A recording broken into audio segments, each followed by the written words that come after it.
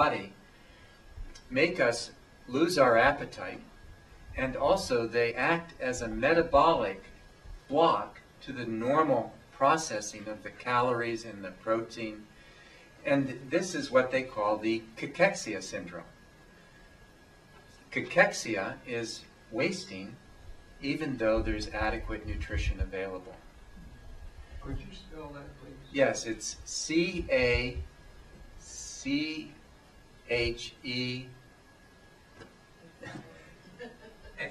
X-I-A. Sorry. Yes, it's cachexia.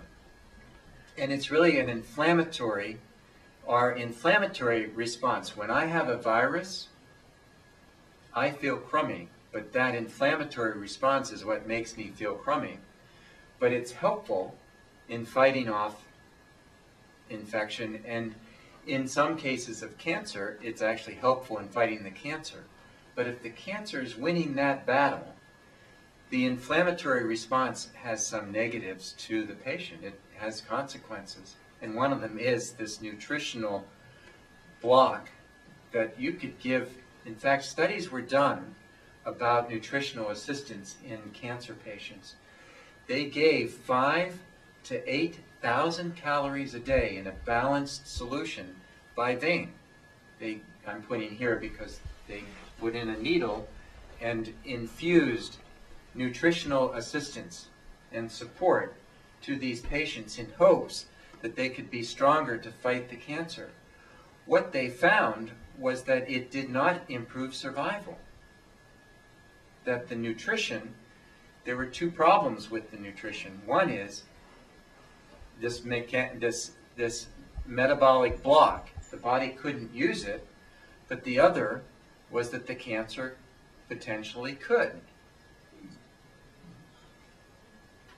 So there was no survival benefit to nutritional assistance in patients whose cancer was no longer able to be controlled with chemotherapy or other measures.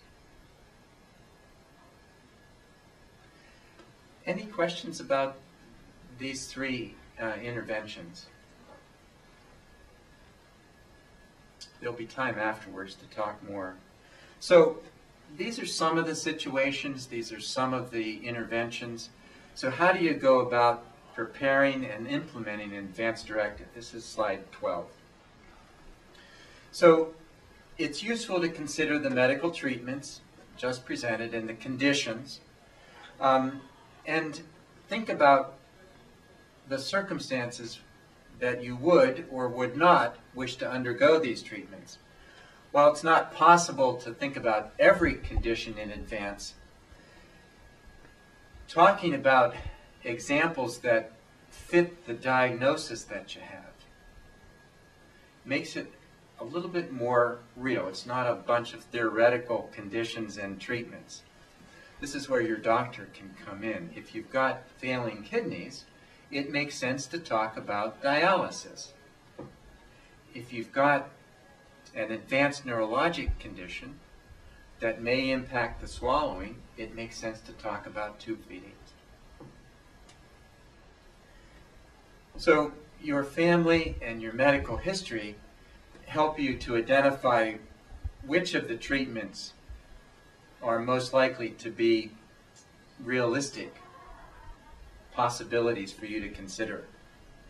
So after you consider these medical drivers, then identify which of the personal considerations. Are you an optimistic, hopeful fighter type?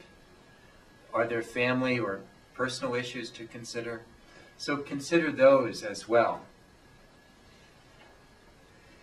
In slide 13, you should seek out the opportunities to discuss these wishes.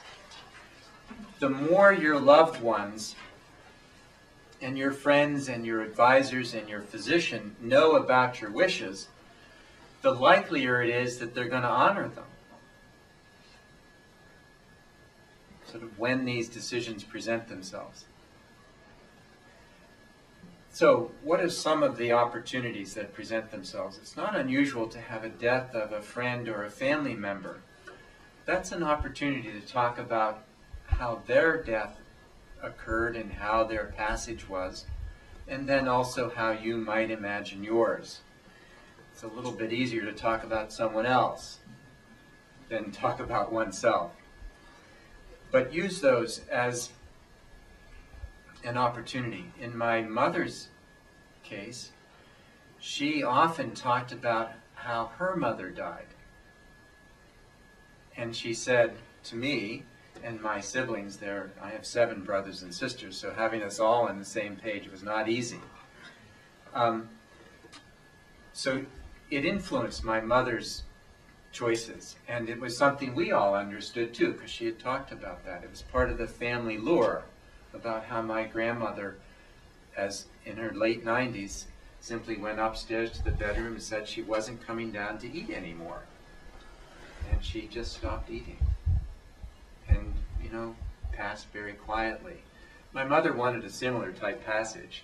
It turns out she did get that. But so tap into the family, how they envision the passage of a loved one, and use that as an opportunity to talk about how you might envision your own passage. So, considering what the family input is, and then also how you would desire your own ending. How do you envision your own passage? This is actually really important, because if you begin to think about it, you think about where you'd like it to happen, who you'd like to have around you, what the lead up to it is, and how much medical intervention you would want, how little you would want. So think about it for yourself and what your passage would be in an ideal way, because it may influence your choices.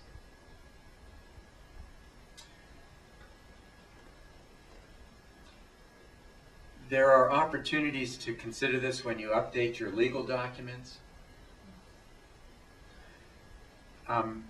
Oftentimes, patients will have this with their lawyer. They really should have it with their doctor. So if you are updating other legal documents, make sure you're updating this, and to talk about it with your loved ones so they know what your wishes are currently, and to communicate that with others. And obviously, when you visit the doctor, if there's a new diagnosis, that's an opening to talk about it. And certainly when you're in the hospital, if there's a serious illness, that should be the trigger to consider advanced directives, either reviewing them, updating them, or doing them for the first time. So the next slide. Advanced directives obviously communicate your views, and they also should communicate your philosophy about the types of medical interventions that you would choose for yourself. And so, if you haven't explicitly considered every option in your advanced directive, having had conversations with others about your philosophy is helpful. It guides the substitute decision maker. The other way to do this is to appoint a healthcare agent. These are individuals who are empowered to make decisions when you can't do so. And they're also obligated to follow your advanced directives. The directives form the basis for the healthcare agent's decision making. Some healthcare agents don't quite understand that. They'll say, Mom appointed me the healthcare agent, and I'm going to make all the decisions. And they do so, unfortunately, without reviewing the advanced directives. The advanced directives should guide the agent's decision making. So typically when you appoint an agent, you should appoint a person who is in sync with you in terms of your philosophy.